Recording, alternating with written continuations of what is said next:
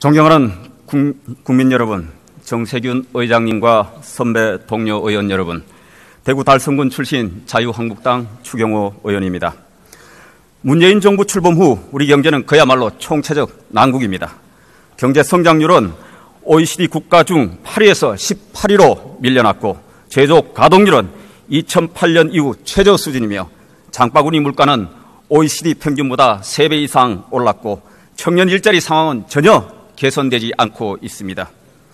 뿐만 아니라 북한의 핵실험, 한미 FTA 개정 움직임, 사드 배치에 따른 중국의 경제 보복 등 대외 리스크가 최고조에 이르고 있습니다. 그런데도 경제 컨트롤 타워 실종 논란이 계속되고 있으며, 경제 성장과 구조개혁 정책은 보이지 않고 강성노조와 시민단체에 휘둘린 포퓰리즘 정책들만 난무하고 있습니다. 그야말로 안보 무능에 이은 경제 무능까지 문재인 정부의 총체적인 무능이 계속되고 있습니다. 경제부총리께 질문드리겠습니다.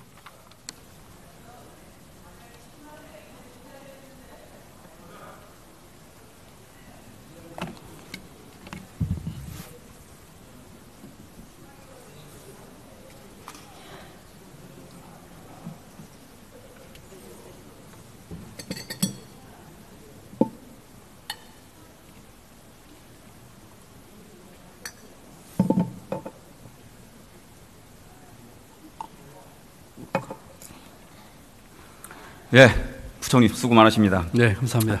부총리와 저는 연수원 동기로 함께 공직을 시작해 30여 년을 같은 직장에서 일해온 동료로서 제가 존경하는 경제관료입니다. 그러나 오늘은 경제를 함께 걱정하는 마음에서 몇 가지 쓴소리를 하더라도 양해해 주시기 바랍니다. 네. 부총리께서는 과거에 건전재정, 균형재정 늘 강조해 왔습니다. 그때 왜 그랬습니까? 그것이 저희가 추구하는 중요한 정책의 방향입니다. 그때 생각이 있으셨을 거 아닙니까? 그렇습니다. 예, 그때도 우리 재정이 건전성을 바탕으로서 정부가 해야 할 일을 한다고 생각을 했고, 제가 늘 갖고 있는 소신은 돈을 재정에서 써야 할 때, 예를 들면은 경제 위기가 왔다든지, 또는 우리 경제 구조와 사회 구조 혁신을 위해서 돈을 쓰겠다는 커미트먼트가 있을 때는 돈을 좀 써야 되겠고, 그렇지 않을 적에는 곡간을 채우면서 재정 건전성을 유지해야 된다는 소신을 가지고 있었습니다. 예, 전광판을 봐주시기 바랍니다. 지난 2012년 초 당시 기획재정부 차관 시절에 정치권이 쏟아낸 복지 공약이 그대로 집행된다면 재앙이다. 정치권의 포퓰리즘 즉 복지 공약 재원 조달을 위한 법인세, 소득세 증세 방안은 비현실적인 탁상 공론일 뿐이다 라는 비판을 하신 적이 있습니다. 기억하십니까? 네, 기억합니다.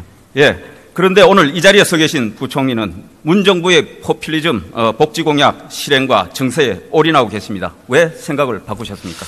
아까 제가 생각을 바꿨다는 거에는 제가 개인적으로 동의하기 좀 어렵고요. 왜냐하면은 아까 말씀드린 것처럼 재정은 써야 될 땐 써야 되는 것이죠. 그 다음에 기본적으로는 건전성을 유지를 해야 되는 것이죠. 그렇기 때문에 아까 말씀드린 것처럼 IMF라든지 또는 2008년 경제 위기 때나 또는 우리 경제의 구조나 사회 구조의 혁신을 통해서 잠재 성장을 끌어올 수 있는 그런 커미트먼트가 있다면 돈을 써야 된다고 생각합니다. 다만 그 경우에도 중장기적인 재정 건전성을 확보를 해야 되는 것이죠. 그래서 이번에 정부에서 여러 가지 사람 중심 일자리 또는 혁신 성장을 하면서 재정을 통해서 적극적인 역할을 하겠다는 생각을 했고요. 또 내년도 예산이나 5년 동안의 중기 재정에서는 건전성을 같이 바탕에 두면서 하겠다는 그런 취지로 추진했다는 말씀을 드립니다. 제가 보면은 2012년 지금 그렇게 경제 상황에 큰 구조적인 변화가 있었습니까? 글쎄요.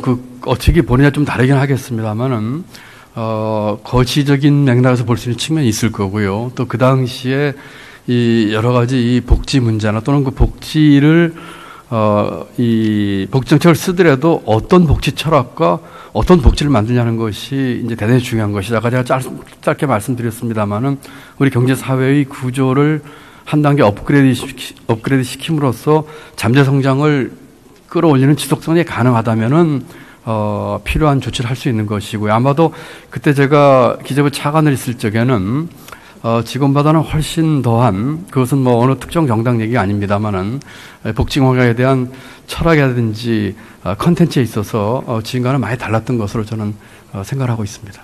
네, 제가 조금 이따 지적하겠습니다. 복지제도는 한 번 도입되면 되돌이키기가 어렵죠. 그렇습니다. 뭐 대부분이 그렇습니다. 예, 최근 복지제도 확대 정책을 발표하면서 현 정부 이후까지 이 중장기 재정 건전성 염두에 두고 하신 겁니까? 예, 저희는 그렇게 뒀다고 생각을 합니다. 자, 전광판 한번 봐주시죠. 지금 보고 계시는 자료는 최근 본 의원이 국회 예산정책처에 의뢰하여 제출받은 자료입니다. 예정처가 작년 8월에 발표한 장기 재정 전망 자료를 가지고 문재인 정부가 최근 발표한 공무원 17만 4천 명 증원, 기초연금 인상, 아동수당 도입, 최저임금 인상분 지원 등 4개 사업만 추가해서 최근에 다시 수정 전망한 자료입니다. 아래에 있는 파란 선은 기존 복지제도가 그대로 유지되었을 때 국가 채무 그래프로서 현재 GDP 대비 약 40%에서 2060년에는 152%로 높아집니다. 재정위기 상황입니다. 급격한 고령화와 잠재 성장률 저하에 따라서 필연적으로 조세 수입은 줄고 지출 수요는 급증하기 때문입니다. 그런데 여기에 문정부의 4개 사업만 추가하더라도 2060년 국가 채무는 무려 42%포인트나 증가하여 200% 가까이로 급등합니다. 사실상 재정 파탄입니다. 재정 건전성을 위해 국가 채무 비율을 그러면 현재 수준이 40%로 유지할 경우에는 세금 폭탄이 기다리고 있습니다. 문정부의 4개 사업만 추가하더라도 생산 가능 인구 1인당 조세 부담액을 보면 2060년에는 지금보다 16배나 많은 세금을 부담하게 됩니다. 그리고 현재 27세인 사회 초년생이 약 20년 후인 50세가 되면 지금 자신이 내고 있는 세금의 7배를, 현재 고등학생은 약 30년 후에 아빠 세대보다 11배를 더 내야 합니다. 이런데도 지금 세금 퍼주는 정책을 추가 확대하는 것이 옳다고 생각하십니까? 의원님, 좋은 지적을 해주신데 감사드리고요. 또 특히 예정처에서도 좋은 자료를 내줬다고 생각합니다. 그런데, 이 자료를 좀 보는데 조금 주의 깊게 볼 필요가 있다고 생각을 합니다. 예정처에서 이 자료를 내면서 썼던 전제 조건의 문제인데요. 몇 가지만 제가 말씀을 드린다면 첫 번째로는 이제 경상 성장에 대한 것이고요. 두 번째는 이게 작년에 예정처에서 낸 자료이기 때문에 금년도에 지금 세수 상황이 이제 고려가 좀 덜 된 것 같습니다. 금년도에 지금 저희가 16, 7조 이상의 이제 세수 증대가 예상이 되고 그와 같은 16, 7조의 세수 증대가 앞으로 해년마다 이 베이스 업되면서 들어오는 돈이 새 정부 임기 내에서만 해도 적게는 60조에서 많게는 80조 정도 예상을 하고 있습니다. 그렇기 때문에 이와 같은 점들을 같이 감안을 한다면은 이 정도에서 작년에 있을 때는 좋은 자료를 냈습니다만은 조금 여러 가지를 좀 교정을 해가지고 봐야 될 필요가 있다는 말씀을 드리고요.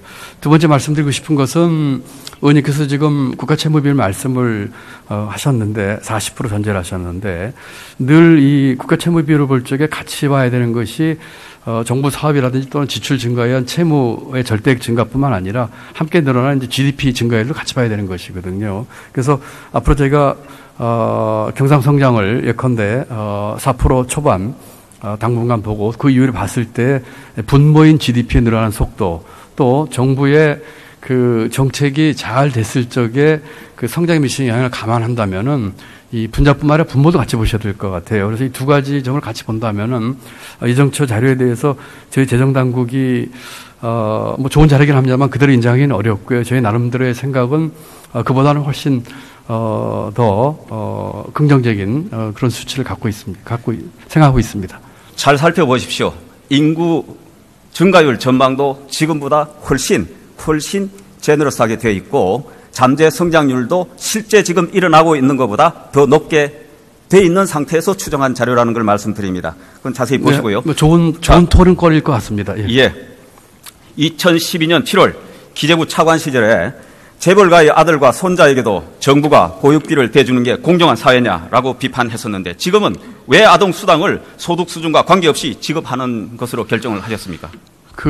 이제 자꾸 그때 말씀을 하셔가지고, 제가 이제 두 가지로 답변을 좀 드리고 싶은데요. 첫 번째로는 아동수당 문제는 여러 가지 논리를 말씀드릴 수 있겠지만, 도입한, 제 기억에 맞다면 한 120개국 중에서 90개국이 보편적으로 주고 있고, 한 30개국이 이제 소득을 따라서 주고 있습니다. 지금의 우리 여러 가지, 저출산 문제라든지 이런 경제에 주는 중장기적인 리스크 요인을 봤을 적에 보편적으로 좀 주는 것이 어떻겠냐는 그런 생각을 해봤고요. 부총리, 그 논리는 보육비하고도 똑같습니다. 보육비 때는 왜 그렇게 이야기하시고 아동수당은 왜 다른 논리로 이야기하십니까? 아까 말씀드린 것처럼 그 하나만 딱 예를 드시니까 그렇게 이제 보입니다만 아까 말씀드린 것처럼 그 당시 2000 몇 년도인가에 제 기억이 안 나는데 의원님 말씀하신 그 2012년입니다. 12년인가요? 그럼 5년 전인데 그 상황에서의 그 당시에 이 나왔던 여러 가지 복지에 대한 그 내용 또는 그 컨텐츠와 지금 제가 갖고 있는 또 이런 내용과의 전체적인 맥락에서 보시면은 보셔야 될 것 같은 생각이 들어요. 그래서 하나의 그 복지 사업 하나만 보시면은 조금 좀 미스리딩하는 그런 해석이 나오지 않을까 싶습니다. 그래서 미국에서 대통령이 외파리 경제학자 없나? 경제 전문가들은 한편으로는 이렇고 또 다른 한편은 이렇다. 이럴 때는 이렇고 저럴 때는 저렇다. 그 비판을 하는 겁니다. 박근혜 정부는 사실상 균형재정 상태를 넘겨주었습니다. 아까 세수초가 말씀하셨죠. 예, 균형재정 상태를 넘겨줬는데 문재인 정부는 집권하자마자 나라 곳간을 틀어 빚잔치를 벌이면서 재정위기의 씨앗을 잔뜩 뿌려놓고 떠나려는 소위 먹튀정부 형태를 보이고 있습니다. 여당 정치권은 그렇더라도 나라 살림을 책임지는 부총리는 이제라도 공무원 증원과 포퓰리즘 복지 정책을 철회할 용의는 없으십니까? 의원님 답변을 두 가지로 드리고 싶은데요. 첫 번째 말씀하신 이 정부 때는 균형재정을 했고 새 정부 때는 먹튀한다는 말씀에 저는 동의하지 않습니다. 저희가 지금 관리대상 수지가 의원님 잘 아시는 것처럼 작년 말 최근 마이너스 1.7%입니다. 그렇다면은 과거 굉장히 오랫동안 자, 부총리. 예.